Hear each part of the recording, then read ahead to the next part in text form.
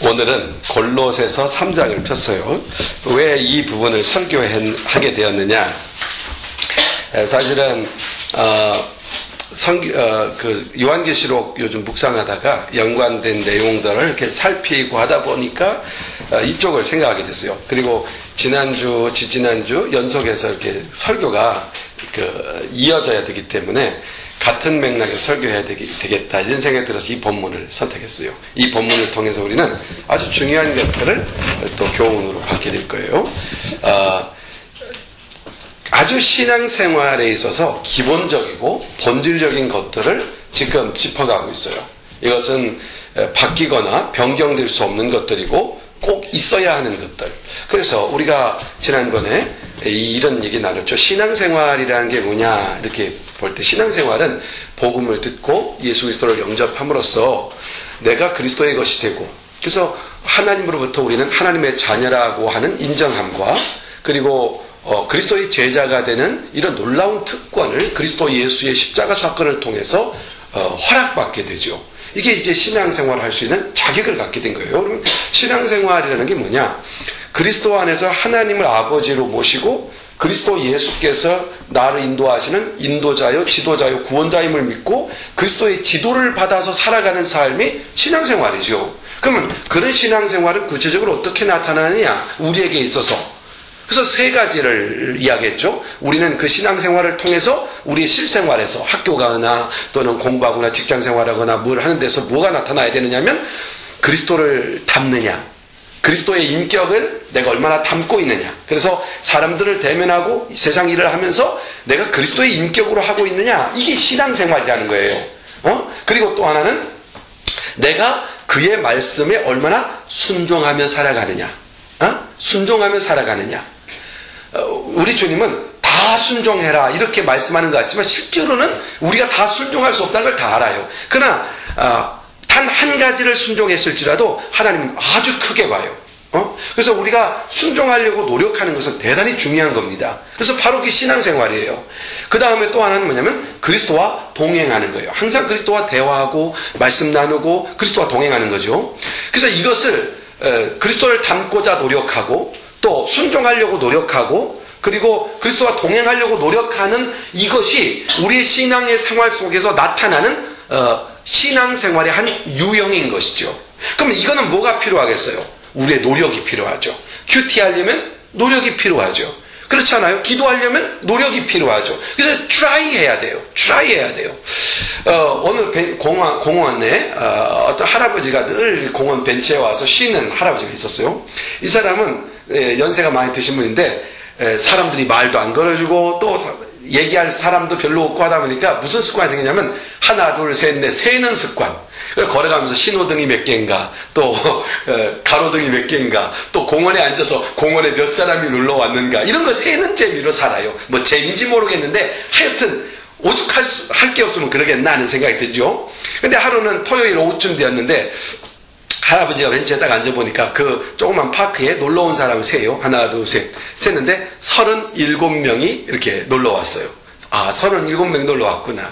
그러고 있는데 오후 중간쯤 지나서, 저녁이 되기 전에 중간쯤 지나기 전에서 한 30대 되는 아빠가 한 2살, 한 10개월 남짓 된, 그러니까 한 돌이 지나지 않은 어린아이를 안고 이렇게 공원에 온 거예요. 오더니 그 순간부터 이 아이를 걷게 하려고, 계속 걷게 하려고 노력하는 거죠. 그러면 이 아이가 한 발짝 걷다 픽 쓰러지고, 또 한 발짝 걷다 픽 쓰러지고, 그래도 계속 추라이 하는 거예요. 그러다가, 한참 한 30분 동안 추라이 하다가, 이 아이가 갑자기 중심을 딱딱딱 잡더니, 그만 3발짝을 걷는 거예요. 3발짝을. 그러니까 이 아빠가 너무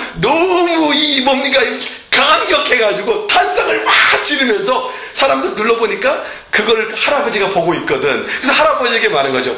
우리 아들이 3발짝을 걸었다고 보셨냐고. 그랬더니 이 할아버지 시큰둥하게 하는 말이, 그 젊은 아빠가 참 뭔가를 모르는가 본데 애가 3발짝을 걸었는지 모르지만 지금까지 35번이나 넘어졌다는 걸 알고 있느냐고.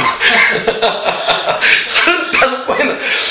이 아버지가 얼마나 그 얘기 듣는데 당황스럽겠어요? 타고가 멈칫하다가 하는 말이, 그래요. 35번 넘어진 거 무슨 상관이 있습니까? 나는 지금 이 아이가 3번 걸은 것밖에 생각이 안 난다고. 이 얘기를 왜 하느냐? 의미가 있어요. 우리 하나님은 우리가 신앙생활하면서 35번을 넘어지더라도 한 번을 잃었으면 그것 때문에 기뻐하시고 그것 때문에 집중하신다는 말이에요. 그러니까 우리가 비록 부족하더라도 우리가 넘어지고 실패하고 그러더라도 포기하면 안 돼요. 트라이해야 돼요. 주님을 닮고자 하고 또 순종하려고 하고 주님과 동행하는 일을 멈춰서는 안 된다는 거예요. 트라이해야 돼요. 아버지가 3발짝 걷는 순간에 그냥 감격이 터진 것처럼 우리가 끊임없이 반복해서 트라이하지만 넘어지지만 그래도 한순간 우리가 서는 순간 우리 하나님은 그때를 놓고 기다리고 계신다는 것이죠. 자, 이게 신앙생활이라고 했어요. 그런데 오늘 본문에 보니까 1절에 이렇게 시작합니다. 너희가 그리스도 예수와 함께 다시 살리심을 받았으면, 즉 구원받았으면 그러면 이렇게 살아라, 이렇게 말해요. 1절에 어떻게 살아요? 위의 것을 찾으라. 이제는 위의 것을 찾으라. 그러면서 2절에 보니까 위의 것을 생각하고 땅의 것을 생각하지 말아라, 이렇게 말합니다. 누구는? 크리스찬은. 자, 이 부분을 좀 이해할 필요가 있을 것 같아요. 자, 위의 것을 찾으라. 이건 하나님의 은혜, 하나님의 인도하심, 하나님의 자비, 하나님의 복, 하나님의 뜻, 뭐 이런 거 다 포함되겠죠? 근데 여기 보니까 땅의 것을 생각지 말라 그랬어요. 땅의 것을 생각지 말라. 이 땅의 일, 땅의 것이라는 말이 도대체 뭘까요? 그건 하지 말라 그랬어요. 자, 그러면 이 땅의 것은 뭘까요? 땅의 일은 이 세상에 있는 모든 것들을 말해요. 또 이 세상의 아름다움, 이 세상의 영광, 이 세상의 화려함, 이 세상의 유익한 것, 이 세상에서 얻을 수 있는 쾌락, 명예, 이 모든 것이 다 뭐예요? 세상에 있는 것, 즉 땅의 것들이에요. 그리고 땅의 일을 생각하는 사람, 땅의 일을 생각하는 자가 되지 말라 그랬어요. 그러면 땅의 일을 생각한다는 것은 뭘까요? 세상에 있는 것을 지나치게 좋아하는 거예요. 세상에 있는 것을 지나치게 즐거워하는 거예요. 거기에 푹 빠져 살려고 하는 거예요. 그러나 여기서 잠깐 짚어보고 넘어갈 게 뭐냐면은 이 세상에 있는 것을 사용하고 있는 모든 사람들에 관하여서 땅의 일을 생각하는 사람이라고 무조건 그렇게 그냥 정죄하거나 결정해서는 안 돼요. 그런 의미는 아니라는 거예요. 우리 경건한 사람들도 다 이 세상에서 세상 것을 갖고 살아가기 때문이에요. 자, 그럼 도대체 땅의 일을 생각하지 말라라고 할 때 땅의 일을 생각하는 사람, 땅의 일을 생각하는 사람이라는 것은 어떤 의미를 담고 있는 것일까? 이런 것들이에요. 땅의 일을 생각하는 사람, 이런 정도의 사람을 말하는 거예요. 우리가 밥을 먹고 일을 하고 땅의 일을 하죠. 그러나 그것을 이야기하는 것이 아니라 여기서 말하는 땅의 것을 생각지 말아라, 땅에 속한 사람, 땅의 일을 추구하는 사람이 되지 말라고 할 때 이 사람은 마치 이런 의식을 갖고 있는 사람이죠. 부자를 보거나 잘 사는 사람을 보거나 이런 것을 가진 사람을 보면 그걸 너무너무 부러워하는 사람이에요. 그래서 그 사람이 가진 사람은 얼마나 행복할까? 나도 그것을 가지면 행복해질 것 같아. 라는 의식을 갖는 사람이에요. 다시 말해서 이 세상에 있는 것을 마음껏 누릴 수만 있다면 나는 행복해질 것이다 라고 하는 의식을 갖고 있는 사람이에요. 크고 넓은 화려한 집 또는 어떤 명예, 고급스러운 어떤 보석 또는 어떤 명예 또는 엄청나게 많은 돈을 소유한 사람, 이런 사람들을 부러워하면서 마치 그 사람들이 그 돈을 가졌기 때문에, 그 멋진 집을 가졌기 때문에, 그 화려한 어떤 것을 가졌기 때문에 그들은 행복할 것이다. 나도 행복해지려면 그들이 가진 것을 나도 가져야만 행복해질 수 있다고 생각하는 그런 의식, 그런 가치관을 가진 사람들을 가리켜서 땅의 것을 추구하는 사람이다, 이렇게 말을 하고 있는 거예요. 그런데 우리 주님은 그렇게 땅의 것을 추구하는 것은 옳지 않다고 지금 말하는 거죠. 어디 것을 추구하라고요? 위의 것을 추구하라. 하나님의 것, 하나님의 나라의 것을 추구하라. 이렇게 말씀하고 있는 거죠. 한번 그런 측면에서 이렇게 생각해 볼 필요가 있어요. 우리 자신이 내 자신을 한번 스스로 점검해 볼 필요가 있죠. 나는 어떤 의식을 가진 사람인가? 예를 들어 이런 겁니다. 나는 어디에 마음을 쏟으며 살고 있는지를 알 수 있는 중요한 질문. 나는 무엇으로 나를 나타내기를 원하는가? 나는 다른 사람들이 나를 어떤 사람으로, 내가 어떤 사람이 될 때 다른 사람이 나를 인정해 줄 것인가? 또는 다른 사람에게 내가 보여주고 싶은 것이 무엇인가? 라고 하는 것이 무엇인가를 하나하나 점검해 보면 내가 하늘에 속한 것을 추구하는 사람인지 땅에 속한 것을 추구하는 사람인지를 분별해 볼 수가 있다는 얘기입니다. 창세기 27장에 보면은 애굽과 야곱과 에서에게 이삭이 축복하는 장면이 나오는데 거기에 보면은 그 축복의 순서와 내용에 있어서 약간의 차이점이 드러납니다. 그리고 이 축복하는 것 순서에 보면은 무엇이 우선에 있는지를, 그 사람이 무엇의 우선순위에 있는지를 발견할 수가 있어요. 먼저 야곱의 축복을 보면 이렇게 축복합니다. 하나님은 하늘의 이슬과 땅의 기름짐이여. 자, 야곱에 대한 축복이에요. 하늘의 이슬과, 하늘의 은혜죠, 땅의 기름짐이며. 그런데 반면 에서는 어떻게 나와요? 내 주소는 땅의 기름짐에서 멀고 내리는 하늘 이슬에서 멀 것이며. 순서가 틀리죠. 그러니까 에서의 관점, 에서가 가장 간절히 관점을 가졌던 것은 땅의 것이었죠. 반면에 야곱은 하늘의 이슬, 신령한 것을 추구하고 있는 걸 보게 되죠.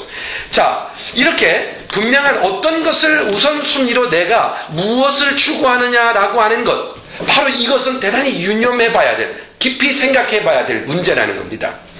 대개 경건한 사람들도 세상의 것을 추구할 수 있습니다. 좋은 대학에 들어갈 수 있고, 내가 좀 더 높은 지위에 올라서 또는 경쟁을 해서 어떤 목표를 달성해 가고, 이런 것들은 경건한 사람에게도 동일하게 존재하는 거예요. 그런데 경건한 사람의 마음의 최우선이 어디에 있느냐라는 거죠. 마음의 최우선이, 경건한 사람은 그 생각하는 근거가 하늘에 있음, 그런 다음에야 땅의 기름짐을 본다는 것이죠. 그러나 반면에 땅의 일을 생각하는 사람의 마음은 하늘에 속한 것을 어느 정도는 추구하고는 있지만, 그러나 그 언제나 우선순위는 뭐냐면 땅의 기름진 것, 이게 항상 우선순위가 된다는 거죠. 그러므로 땅의 일을 생각하는 사람의 모습, 그리고 하늘에 신령한 것을 추구하는 사람의 모습을 비교하면서 사도 바울은 위의 것을 찾으라, 위의 것이 우선순위다, 이렇게 지금 규정하고 그렇게 사는 것이 그리스도인의 모습이라고 설명하고 있는 겁니다. 이 땅의 일을 생각하는 사람은 가장 중요하고 가장 고귀한 것으로 땅의 일을 우선순위로 생각하겠죠. 그러다 보니까 인생을 성공하려고 하고 또 성공하는 인생을 추구하지만, 그러나 결과적으로 보면 인생을 다 허비하게 되고 인생을 헛것으로 만드는 그런 결과를 초래하게 되는 것이죠. 왜냐하면 마치 좀이 값진 옷을 다 먹어버리는 것처럼 아무 쓸모없도록 내 인생을 좀 먹게 만드는 것이 세상 것이거든요. 세상 것과 함께 소멸되어 가는 것이 우리의 인생이라면 아무런 의미가 없죠. 우리의 인생의 꽃은 어디서 피는 겁니까? 하나님 나라에서 비로소 꽃이 피고 열매가 맺히는 겁니다. 우리는 이 땅에서 우리의 인생을 잘 가꾸는 것은 그러므로 영원한 목표점, 영원히 내게 거할 곳에 목표를 두고 나의 인생이 이어져 가야 되는 거죠. 그러고 보면 땅의 것을 추구하는 사람들은 땅이 소멸할 때 같이 소멸될 겁니다. 그러므로 인생을 다 허비하게 되는 거예요. 그러므로 오늘 본문식 5절에서 땅에 있는 지체를 죽이라고까지 경고하는 겁니다. 아주 강력하죠? 땅에 있는 지체를 죽이라. 그럼 땅의 일이 어떤 모양을 가지고 있기에 죽이라고까지 말씀하시는 것일까? 5절 하반절에 보면은 땅의 일이 추구하는, 즉 땅의 일을 생각하는 사람의 마음에 끊어버릴 수 없는 내용들이 나오죠. 뭡니까? 곧 음란과 부정과 사욕과 악한 정욕과 탐심이니 탐심은 우상숭배다. 이렇게 말씀합니다. 그러니까 이런 것들은 사람 사는 사회에서도 있어서는 안 되는 것이지만 그러나 땅에서 추구하는 사람들은 이 유혹에서 벗어날 수가 없다는 얘기입니다. 근데 이 일이 왜 그렇게 심각하게 주님이 끊어버려라, 죽여버려라, 이런 것들을 죽여버리라고 하는 거예요? 음란, 부정, 사욕, 악한 정욕, 탐심, 이런 것들을 다 죽여버려야 된다. 왜 죽여버려야 되느냐? 6절 하반절에 보면 이렇게 말해요. 이것들로 말미암아 하나님의 진노가 임한다 그랬습니다. 자, 이 말씀을 잘 이해하셔야 돼요. 자, 하나님의 진노가 뭐예요? 하나님의 진노는 세 가지로 정리할 수 있어요. 첫째, 심판, 사망, 지옥입니다. 지옥형벌. 그러니까 하나님의 심판이 임한다. 이 말은 뭐냐면 만약에 이렇게 땅의 일을 우선순위로 생각하는 사람의 마음속에 점철되어 나타날 수밖에 없는 음란, 부정, 사욕, 악한 정욕, 탐심과 같은 이러한 것들은 결과적으로 하나님의 심판을 초래하기 때문에 우리 크리스찬이라 할지라도 그것을 추구하게 되면 사망과 심판과 지옥 형벌, 이 땅의 일에 매이면 이런 것으로 인한 두려움과 수치에서 벗어날 수 없게 된다는 얘기입니다. 그러므로 땅에 속한 지체의 소욕을 죽여야만 한다. 이것은 과감히 버려야만 한다고 가르쳐주고 있는 것이죠. 그러면 어떻게 우리가 이 땅에 속한 지체를 버릴 수 있고 죽일 수 있느냐? 이건 너무너무 어려운 일인 것 같죠? 그런데 오늘 본문에 보면 아주 간단하게 설명하고 있습니다. 그 방법, 첫째, 아주 간단하죠. 옛것을 그냥 벗어버려라. 이겁니다. 그냥 옛것은 벗어버려라. 이 말이 뭐냐면 옛 옷, 낡은 옷 입지 말고 옷장에 두지도 말고 그냥 보이는 대로 즉시 갖다 버려라 얘기예요. 지난 옷들 쌓아놓고 다음에 기회 있으면 또 입지 이렇게 되지 말고 옛 옷은 갖다 버려라. 그 버려야 될 옷 7절에 이렇게 말하죠. 너희도 전에 그 가운데서 살 때 그 가운데서 행하였으니, 땅에 속한 사람처럼. 그리고 8절 상반절에 이제는 너희가 이 모든 것은 벗어버려라. 자, 벗어버리게 되었느니라가 아니에요. 이미 벗어버려야 되는 입장이에요. 왜냐하면 우리가 하나님의 자녀임에도 불구하고 우리의 육체를 가지고 있는 우리에게는 그런 습관들이 존재하니까 벗어버려라. 9절 하반절에 옛사람과 그 행위를 벗어버려라. 벗어버려라. 간단합니다. 옷에 뭐가 더러워졌어요? 그냥 벗어버리라는 얘기예요. 왜? 새 옷이 있으니까. 입을 새 옷이 있으니까 과감하게 벗어버리라는 얘기예요. 그럼 발견되는 즉시 버려야 할 헌옷, 낡고 낡은 옛옷, 옛사람의 모습 뭡니까?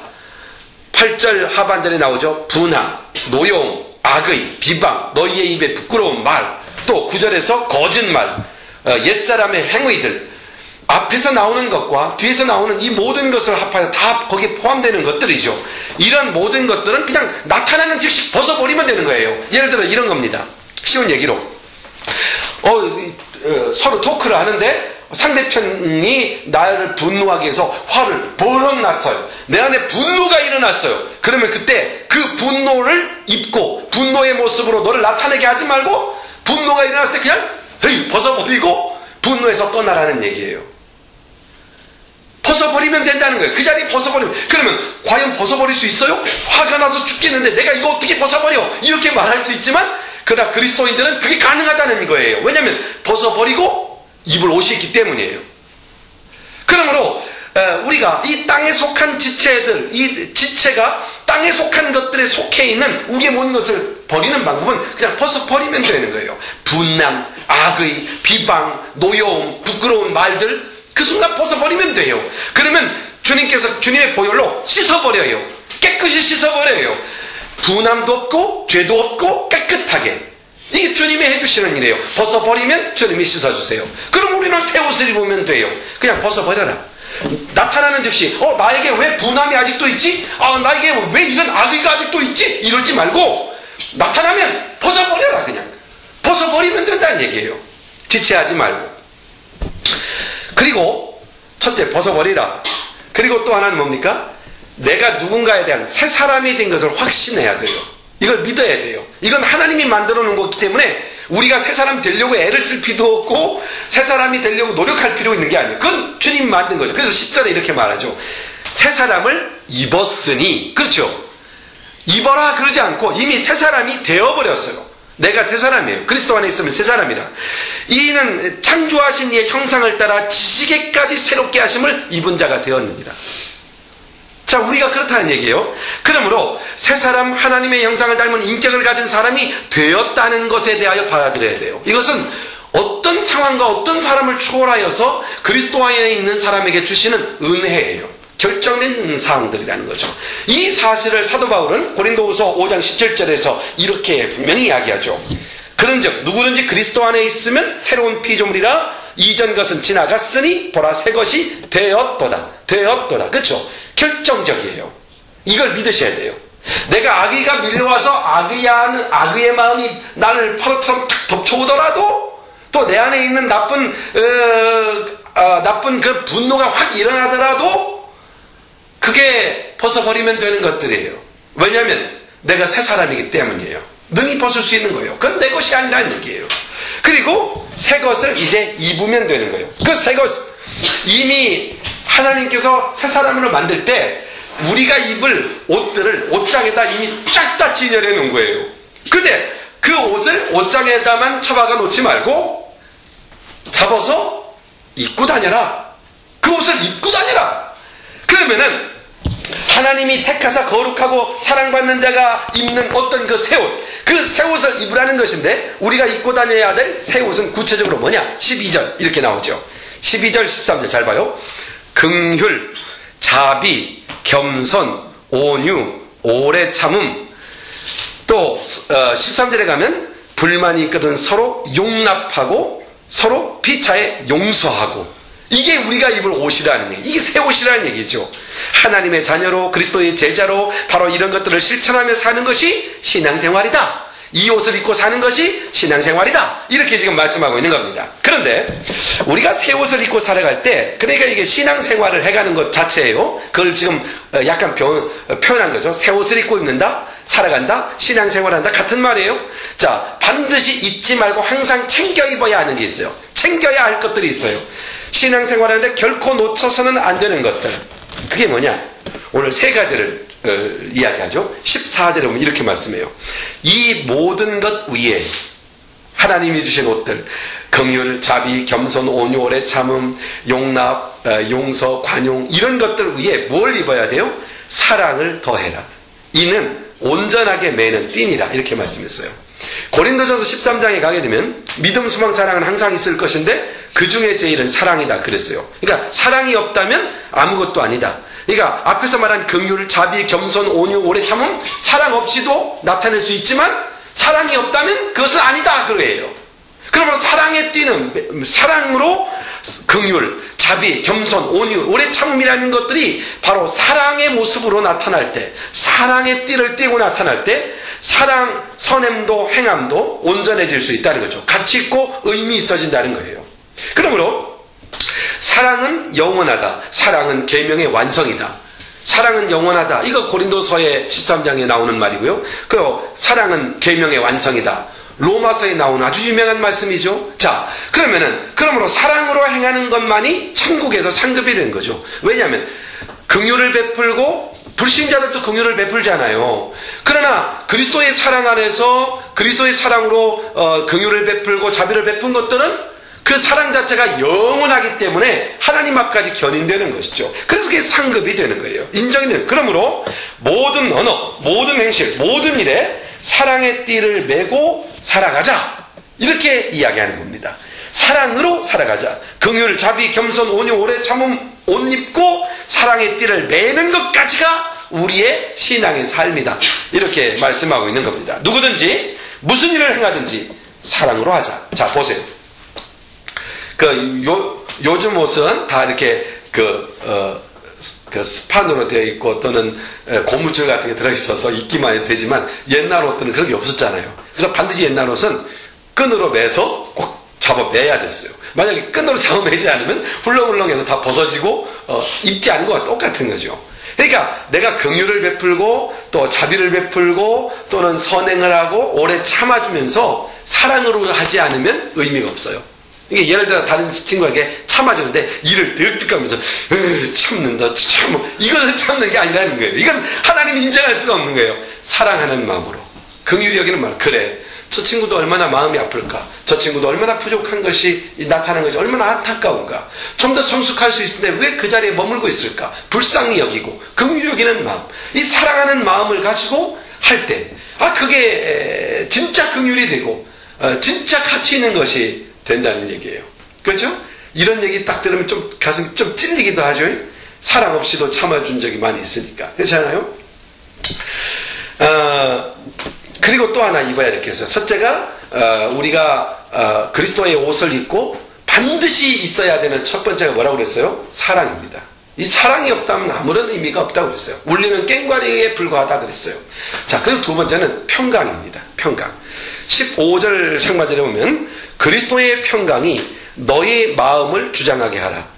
너희는 마음 평강을 위하여 한 몸으로 부르심을 받았나니. 오늘 우리 찬양 485장인가요? 그 찬송에서도 평화라고 할 때 이 평강을 말하는 거예요. 그러면 평강이 무엇이냐?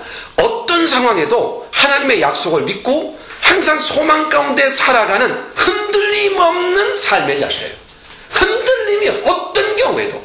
찬송가 470장 찬송가 470장을 지은 시카고 무디교회 회계집사였으면서도 법리학 교수였고 또 변호사였던 스페포드라고 하는 그 사람이 지었어요. 근데 이 사람이 시카고 다에 화재가 있을 적에 그가 투자한 부동산에 불이 나가지고 하루아침에 많은 재산을 잃었어요.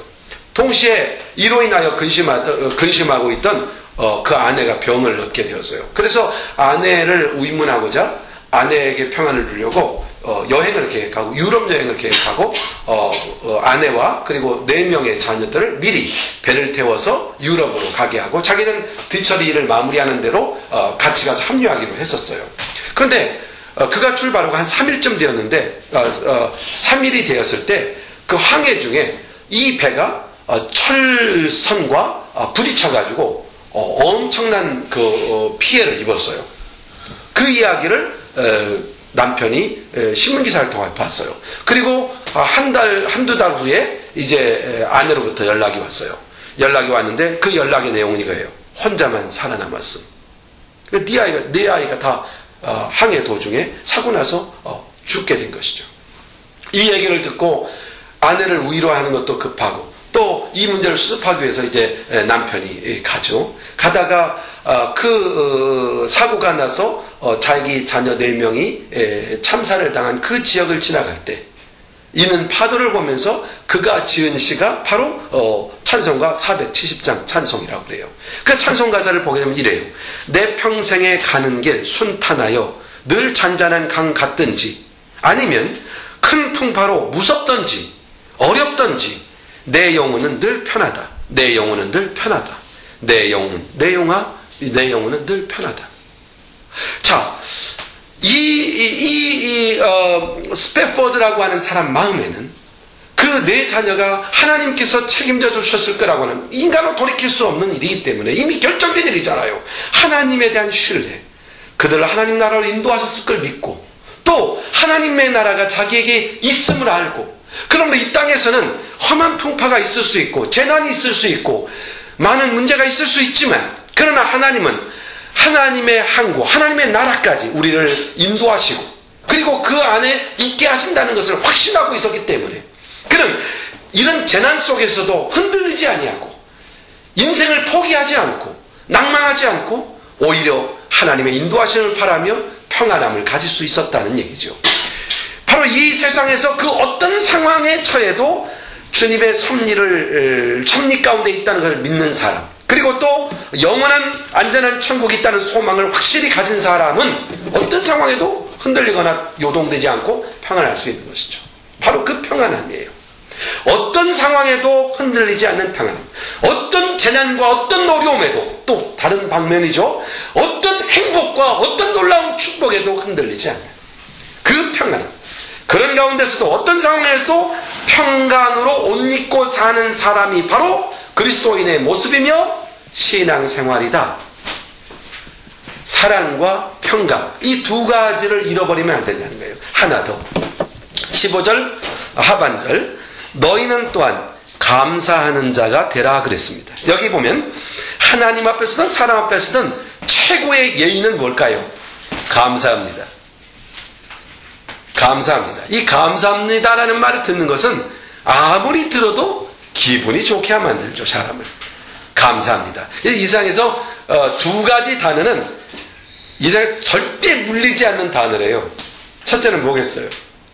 사랑합니다. 두 번째는 뭐예요? 감사합니다.